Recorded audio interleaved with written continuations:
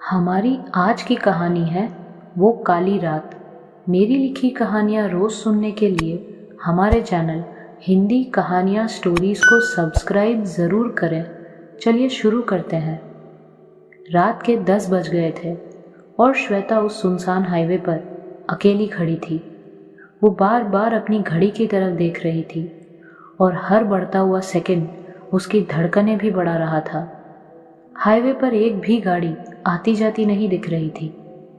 वो फ़ोन की तरफ देखकर सोच रही थी कि किसी को फ़ोन करके बुला ले, पर अनजान शहर में इस अंधेरे हाईवे पर उसे लेने कौन आता।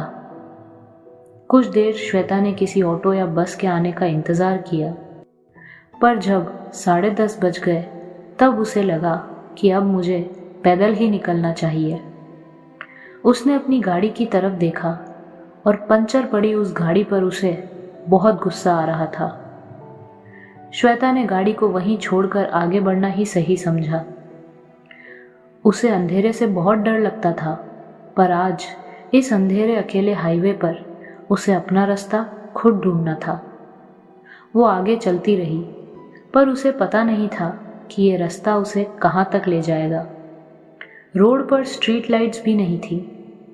वो ऑफिस वालों को कोस रही थी कि क्या ज़रूरत होती है इन्हें इतनी दूर मीटिंग रखने की। क्या ऑफिस वाले ये नहीं सोचते कि अकेली लड़की अपने घर कैसे जाएगी।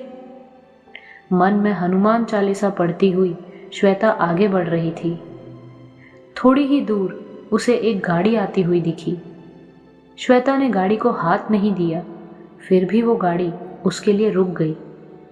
जब गाड़ी का कांच खुला, अंदर एक अकेला लड़का बैठा था। उसने श्वेता से पूछा कि मैम, आप अकेली इस हाईवे पर क्या कर रही हैं? क्या आप जानती नहीं कि ये रास्ता आपके लिए खतरनाक साबित हो सकता है? अकेले लड़के को हाईवे पर देखकर श्वेता बहुत घबरा गई और बिना उसकी बात का जवाब दिए वो आगे दौड़ पड़ी। श्वेता को यूं घबरा कर भागता देख लड़का चौंक गया और वो भी अपनी गाड़ी उसके पीछे भगाने लगा। गाड़ी को अपनी तरफ आता देख श्वेता को ऐसा लगा जैसे आज उसकी ज़िंदगी का सबसे बुरा दिन होने वाला है। लड़के ने गाड़ी को श्वेता के आगे खड़ा किया और गाड़ी से बाहर निकला। उसने श्वेता से कहा कि आप इस तरह भाग क्यों रही हैं? मैंने तो आपसे सिर्फ एक सवाल किया है कि आप अकेली यहाँ क्या कर रही हैं। मुझे आपकी चिंता हुई, इसलिए मैं रुका।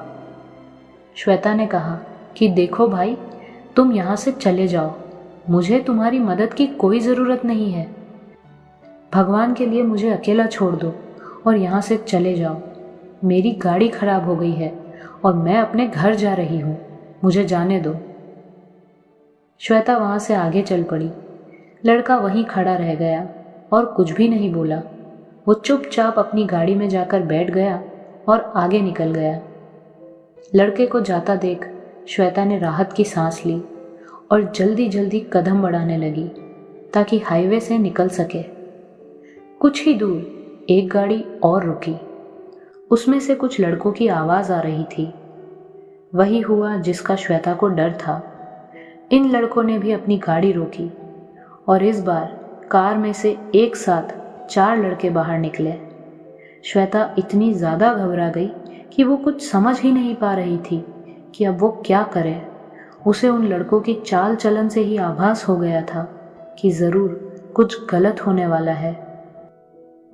वो लड़के उसके करीब बढ़ रहे थे और श्वेता तो सुन्न होकर वहीं खड़ी हो गई।